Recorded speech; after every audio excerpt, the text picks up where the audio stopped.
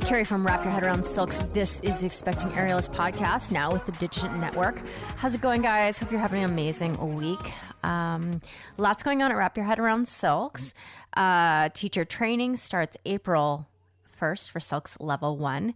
So registration is open and you can ask me any questions you want. We are doing fully virtual this time. It's going to last a month, and I'm so excited to work with you. Also have Roll It Out. You get a free 4-inch massage ball just for signing up. We hit the mat every Monday and Thursday evenings to roll out our aerial muscles. And for me, it's a lifeline because now that I'm doing it twice a week, it is making a huge, huge impact on my recovery and everything. It's wonderful. All right. Today we have Kalina Suter. She is a trapeze specialist who resides in Scotland. She became pregnant at the height of her aerial strength.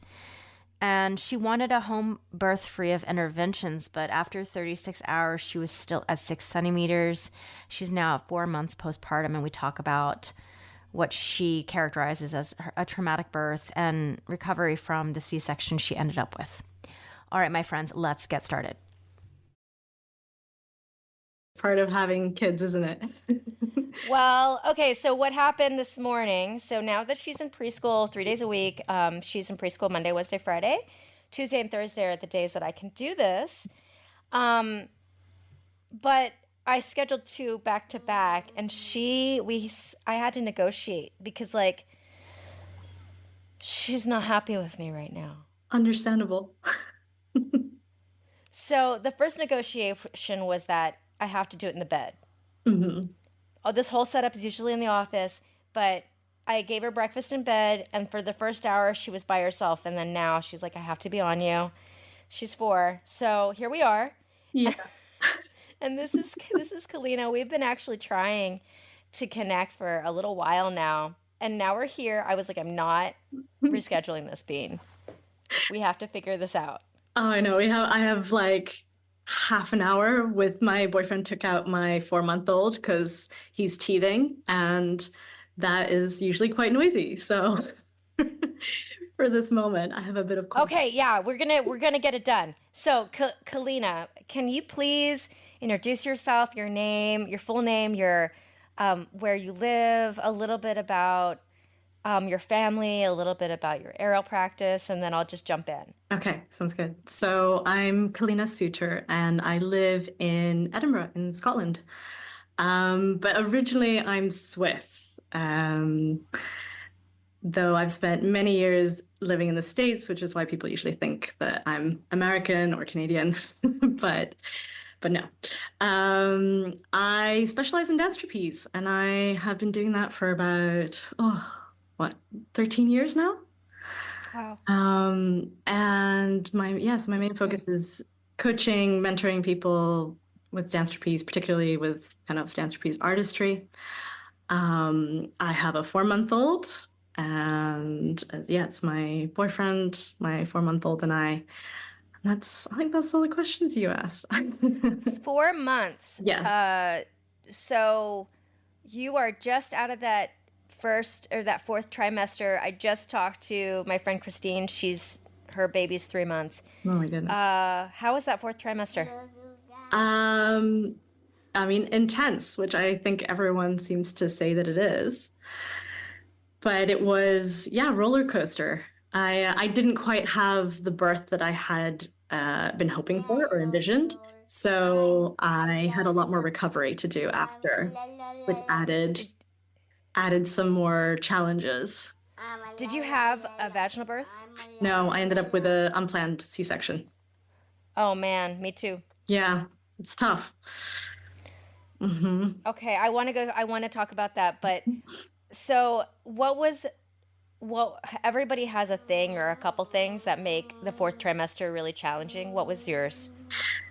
The extra recovery that I had to do for my body, like I was already expecting, quite a big recovery from just being pregnant and giving birth, but then having to deal with recovering from a surgery as well was just a whole nother layer that I wasn't prepared for. On top of the intensity of it's my first child. So I'm like, what am I doing? Everything is new. Yeah. Like what? Like specifically, Mm. like that recovery. Like what was it like? Like getting out of bed, stuff like that. Yeah. So like, yeah. Coughing. Oh my goodness. Yeah. Coughing, sneezing, like even just peeing in the first like week. Like all of that was a challenge and, trying to stand up and carry my baby from the bedroom to the kitchen or anything like that was hard. Nursing, Yeah. nursing when you can't have like any pressure on your lower abdomen, like all of that. Yeah. Do you have like a concoction of a position I that you do? Yeah, well, my doula ended up giving me a nursing pillow, which was a lifesaver because it just gave me that support and that barrier around my scar that was healing. So I was able to like also figuring out nursing for the first time and just trying to find a position that was comfortable for me and, kind of there's also that feeling that like upper back ache, Yes. early newborn, like leaning, that hunching. Yeah. Upper back ache. Your chest is so tight Oh yeah. from the weight of the boobs, and like we all have strong pecs, and so if they're not opened and stretched, it just like Oh yeah. brings your shoulders forward. It's painful. Yeah. Ah, she said nipple.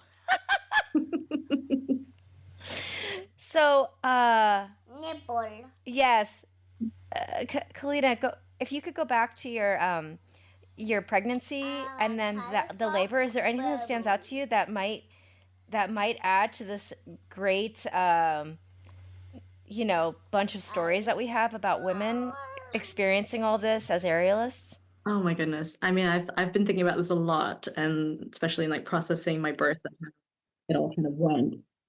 And the one thing, like, I thought I was taking it fairly easy with training through my pregnancy, especially from the third trimester on. But looking back now, like if I got pregnant again, I definitely would be even gentler on my body to prepare for birth.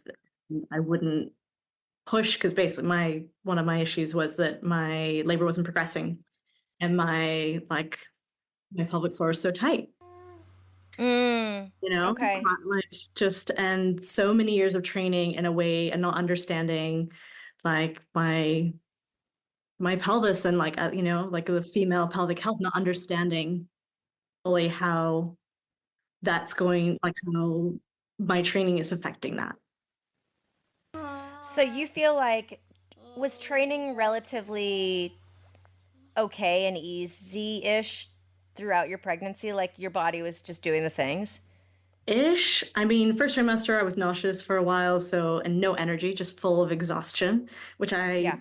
again, so my pregnancy was unplanned, unexpected. I went from basically being the fittest, strongest I've ever been in my life to suddenly pregnant. And though it was super welcomed and something I've always wanted, it was like one extreme. So from feeling like, okay, I'm in the best shape I've ever been aerial wise, to I'm nauseous, I'm exhausted, like trying to rig my trapeze is hard work. Mm, Though, and it's kind of one of those things where I wasn't showing yet and I wasn't, I was like, I don't look pregnant, I don't, all right. that stuff, except I can't, like I'm struggling to do the stuff because I'm so exhausted. But after that second trimester was pretty easy. I was able to train, as in like aerial stuff. The way I was doing it was feeling pretty okay. I was just, if that something didn't feel good or felt too hard, I didn't beat myself up about it. And I just like, okay, I don't do that thing anymore. I let that go for now. And I think I stopped doing aerial around 30 weeks. And I hadn't been doing much before. Like I'd stopped doing inversions. I could still invert. Like I could still do. I had the strength to do a lot of stuff, but it just didn't feel supportive. It didn't feel necessary to me. And at the time, but I was like lifting weights and going to the gym and doing all that stuff. Got it. Okay. And so how did your labor start?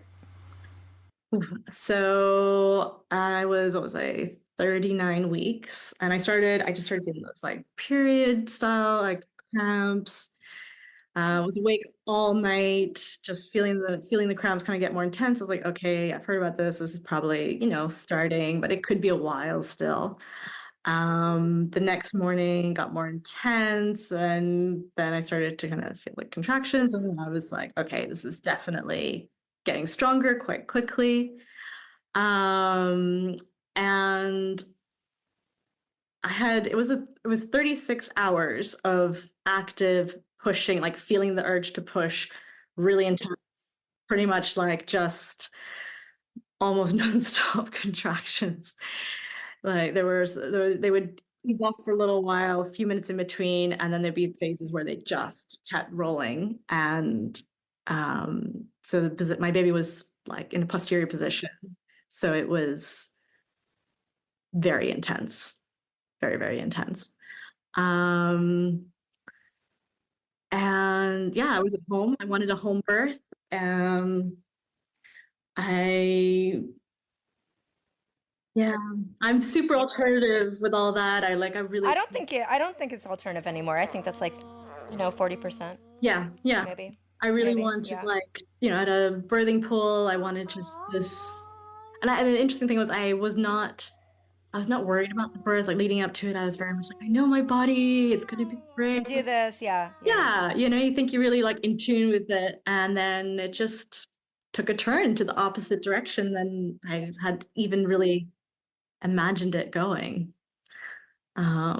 Which was, yeah, quite a lot to then kind of understand afterwards. I think as someone I had expected or imagined one. I mean, I know birth, there's a lot of unpredictable factors in birth, but yeah, it was like went from one side of the spectrum to the other. So when in it were you like, okay, we need to go to the hospital? So, like 2 days in, probably around 30, about 30 hours in, um, I was just really exhausted. So I kept vomiting during my labor. I couldn't keep any food down. I couldn't keep any water down. And the contractions were too frequent for me to get any kind of rest. And I was exhausted. I was so exhausted. And I started to disassociate from my body. I started to kind of, because it was so painful. I'm just like, I'm not even gonna say it was intense. It was painful. It was just really, really painful with the position that he was in, and my body. I was starting to get, in hindsight, I was starting to get quite like disheartened that it wasn't going anywhere. Um, and then I started to get to this point of like, why is it not continuing? Why is it not? And I wasn't dilating. I was just like, And your midwife was giving you yeah, telling you yeah. what she could I had figure a out. doula there, and my intentions first were like, okay, we'll see. Maybe I'll just have the doula, and then I ended up calling the midwives, um, and they were there. They were super supportive and everything, and like, it's just like, yep, you just got to keep going. It's all good. You just got to keep going. Um, And your water had not broken? It had not broken, and then it broke on the second day. So it started like on a Monday night. I'd started to feel the first like little bit of like sensation. By Tuesday afternoon, everything was like full swing. And then what was it? It was late Wednesday night that I started to I was just basically at a point of, why is this not going? I'm in so much pain, and I'm starting to disassociate from my body, and I knew that wasn't good. I knew that like me starting to want to check out was not good. So I made the decision to go to the hospital basically for some pain relief was the intention at first, to just be like, okay, maybe I can just keep going if I have some support. Again, it's not something I wanted at the time, but I was like, this is maybe the option. We got there, and so I was like, okay, I'll, get an epidural. I had like the air and gas, but that was doing nothing. And then they just were monitoring the baby. And at that point, they were like, okay, actually, things have gotten to a point where the baby's in distress. My waters broke right before I went to the hospital. And I thought maybe that would have helped, but it got so much more intense after that. Um, and Like the pain got more intense. the pain got more intense, and then I stopped feeling the sensation or the instinct to push. It's like everything was actually retreating back. But the contractions were still coming, and they'd gotten like 10 times more intense. So, and at that point I was exhausted, I was disheartened, and I was a little scared, you know? How much were you dilated? About 6 centimeters. Only 6. Yeah. And so was like in hindsight, did they tell you like was the baby's angle not conducive to coming out? That's what we discovered along the way. Initially, Okay. things felt good, but then, yeah, it seemed like so his head was kind of angled up, so his chin, and it literally just felt like my back was being ripped open, like Oh man. kind of feeling. Um, I tried all kinds of positions to like help him move and to try and encourage, things to shift in my pelvis, and it didn't happen. And they gave you that epidural? No. So it was when they did the monitoring before giving me the epidural that came in, they were like, it's too late to do the epidural. We need to do a C-section now. Okay. And how did you respond? At that point, I was so exhausted, and Yeah. Okay. I didn't want to risk anything happening to him more severe by waiting longer just because I wanted to have a vaginal birth. That I agreed to it at the time, and then within like an hour later, he was born. But yeah, it was a big turn in events from what I had imagined. Yeah, okay. And so in hindsight, what are your thoughts?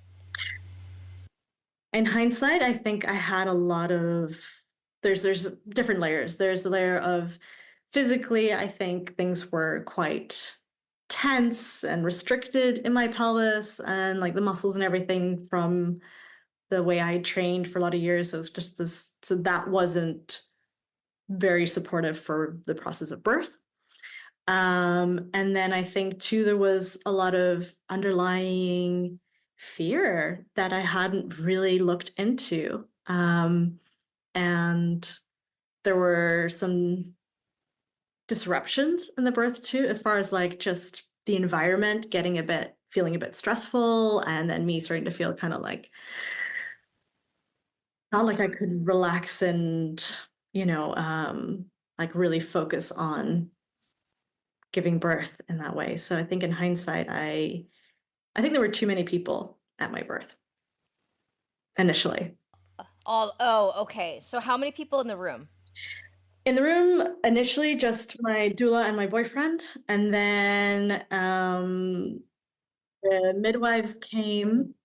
And here, I don't know how it is in the States, but here it's like there's a home birth team, and um, whoever's on call comes, and there's always two that come.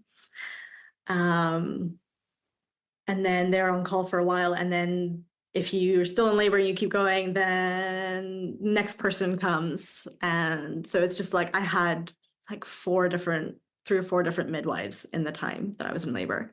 So it was a lot of change kind of happening there. They were all lovely, but it was a lot of, yeah, it was not undisturbed at all. And I think, I feel like I allowed that into my space as well. Which I think if I was doing it again, I would think a lot more about how I was going to protect my peace in a sense. And yeah, because it's like when I first started to get a bit nervous about things, I let that piece, that space that I had wanted to kind of safeguard, I just kind of started letting them in. And then I feel like that just escalated. So, I kind of feel like what happens sometimes is if you check mark the box for one thing, you're like in for a package deal. mhm, yeah, Almost like, I'm sure because you were in a hospital, you had a C-section. Like it's like Grand Central Station mhm, in your recovery room. mhm, And it's a terrible experience. And it's almost like, yes, you let it happen because you're at the hospital, but I don't know if a lot of us have choice. yeah. If you're at a hospital, tell me. Nipple. Nipple. She loves saying that word when I'm recording this podcast. She's very on brand. You're very on brand, Bean. Let me give you a massage just so that you'll let us do this for a little bit longer. Okay? Nipple. Because I know Kalina doesn't have a lot of time either, so we're just going to do the story. Nipple. Nipple. So you're in what country right now? Scotland. You're in Scotland. And what time is it over there? It's like 6:30 in the evening. 6:30. So do you know anything about the American system? Would you be able to compare the Scottish system and the American at all? Mommy. Really know much about the American system. No. You don't. Okay. Sorry. You don't. Is the Scottish system at all like? Is there anything that you like about the medical system in your country? Nipple. Okay. Relax. Come on. Give me hugs. I wouldn't exactly go that far, no. No. Okay. No, I wouldn't really. No, I try and have as little to do with it as possible. I'm a little Do you have socialized medicine there? Yeah. Okay. Does it make? baby. There's obviously a lot of upsides to that, but does it make things challenging as well to like get appointments and get the right doctors and all that? It's kind of a hit or miss. Like you don't know who you're going to get. You don't have a choice. I see. You know? I see. You could say no to someone if you didn't like someone and try and get someone else, but it's kind of a bit of like, luck of the draw. Oh, okay. Oh my goodness. Oh my goodness. So Nipple. do you? Because I love just being right here, but the birth was quite traumatic for me. Mm-hmm. Mm-hmm. Would you put yourself in that category? Yeah, definitely. Yeah. Mm-hmm. Yeah. Would you imagine? It's so early. It's so hard to imagine having another one. Did you ever think you're going to have more than one child? Yeah. I've always wanted to have like multiple kids. Oh, okay. Yeah. So I've been imagining like what it would be like to be pregnant again and give birth again, and just do it differently. Yeah. Mm-hmm. But there's definitely fear there now in a way that I'll need to process and work through that I didn't have. It's different, that kind of, I guess there's an experience now, and before it was just imagining. Yeah. Do you mind me asking how old you are now? I'm 35. You're 35. And have you started training again? I wouldn't call it training. You're doing diaphragmatic breathing then? Yeah, so I've been very gentle returning back. I mean, I'd say the most exhausting thing is like carrying my baby around in the carrier when I go for walks and stuff, because he's not a small baby. Oh, that's the other thing. How big was your baby coming out? He was 8.5 pounds. Okay. And he's a girl. So not gigantic, but bigger No. than average, maybe? Bigger than average, and I'm a small person. I'm like 5'3", and like I'm quite small. So he's big for me. Yeah, no, my training now is very gentle. It's a lot of like learning how to breathe in a way. And I have returned to the studio and I have hung up my trapeze, but most of that is just moving on the ground, moving with the trapeze. I've been on it a couple times, but no inversions, no pull-ups, none of that, because it feels way too soon. Do you see this? Yes.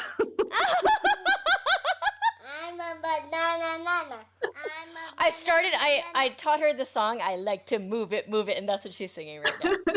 I like to banana. I like to banana. I'm a banana. It's going great. I'm a banana. Well, it's good to see they still do this when they're like 4. Banana. Yeah. Yeah. Banana. I'm glad you're being gentle with yourself. Oh my goodness, so many people at this time are like, I need to do a show, like, but all power to them, you know, depends, you know, it's wherever you're at.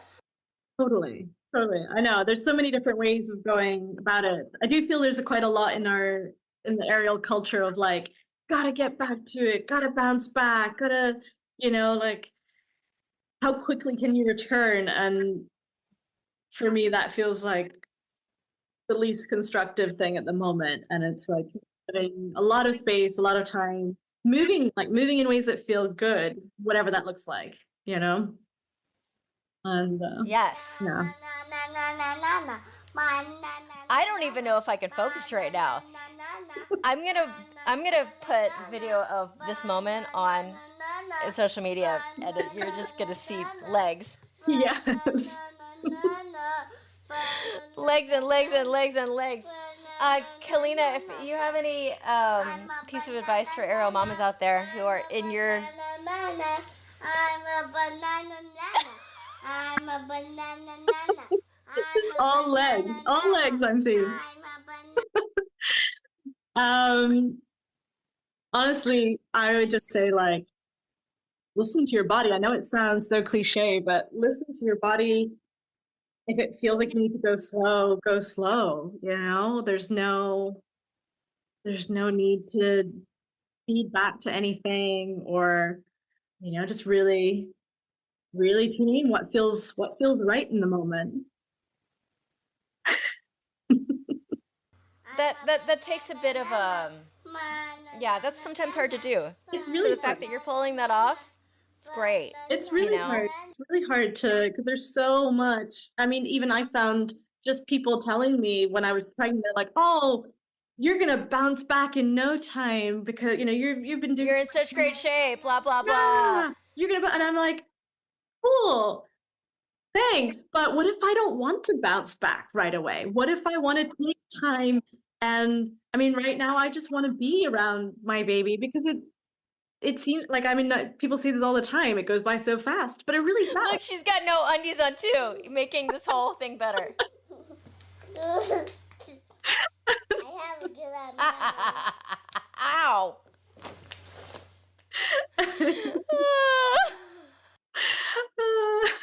That's the vibe of the podcast. Got a naked butt. We call it a butt here. Look, I tell her I play the guitar on her butt sometimes, like this, like this. Yeah, I think it's really hard to do. I think it's hard to do, even if there's not a specific voice telling us to get back. It's a societal vibe in the air. It's a buzz in the air, and it makes us. It can create so many feelings. Yeah. Did you go straight back, or did you take time? I had a C-section as well. I kind of went back because it was January 1st, 2nd, and I went back to teaching. Yeah. Yeah. So, like, I was like, New Year, I can do this. But I actually made the mistake. I didn't train what I would consider, like, now in hindsight, I didn't train the way I should have. Mm-hmm. I started doing a lot of things before that the smallest muscles could turn on. Mm-hmm. And so then I ended up using everything but. Yeah. Which happens a lot, I think. And then I had to regress my training. Yeah. I went to a pelvic floor PT like a year after postpartum, and then restarted again. Learned it right, and then now I'm where I'm at. So, Yeah. Mm-hmm. Oh, a little kitty cat. You want to say hello to Kalina? Hi. She got through almost 2 hours of podcast recording. I think you did really good. That is very impressive. Very patient. Well, I mean, she got through it without a huge meltdown. We did have legs and butt in the podcast, but you know, There's other podcasts that have like immaculate sound. That is not mine. You're keeping it real, though. You know, I think that's like Yeah. moms that are listening. That's just Yeah, they get it. yeah, exactly. You're keeping it real. Well, you know, Kalina, since this was such a shorty, maybe we'll do another check-in like in 6 months to see how you guys are doing. Talk more about your experience with the kiddo Yeah, no, and getting back to your life. I'm sure I'll have a different perspective then. Yeah, yeah. Thank you so much for carving out the time all the way out there in Scotland. Thank you for having me. Yeah. Scotland? Who's Scotland? Oh, Scott, she's in Scotland. All right, Bean, what would you like to say to the listeners? Go ahead. A bunch of apples. A bunch of apples. Oh my goodness. All right, Kalina, thank you so much for carving out the time. It was a bit of a, like, we had like a 20-30 minute window. Bean had her like legs kicking all over me. She was going to the end, like getting to the, end of her childcare, but we did it. So thank you so much for making time and sharing your story. Teacher training coming up, Silks Level 1, fully virtual, starting April the 1st. I would love to work with you. Also, Bean, careful. Oh my goodness. That was a pencil sharpener, like a plastic one, and all the shards, pencil little shavings are all over. But I digress. It's okay, my love. Roll it out. You get a free 4-inch ball just for signing up. We hit them out Monday and Thursdays. It is a game changer for your aerial muscles and for your pain level, all that. All right, if you would please honor me with a 5-star rating and a review. It helps so much. If you want to check out Greener Grass, the podcast I do with Kelly McVeigh, just to hear the sound of my voice one more time during the week. All right, my friends, I appreciate you. Thank you so much for tuning in. Over and out. This is Carrie from Wrap Your Head Around Sulks. This is the Expecting Podcast.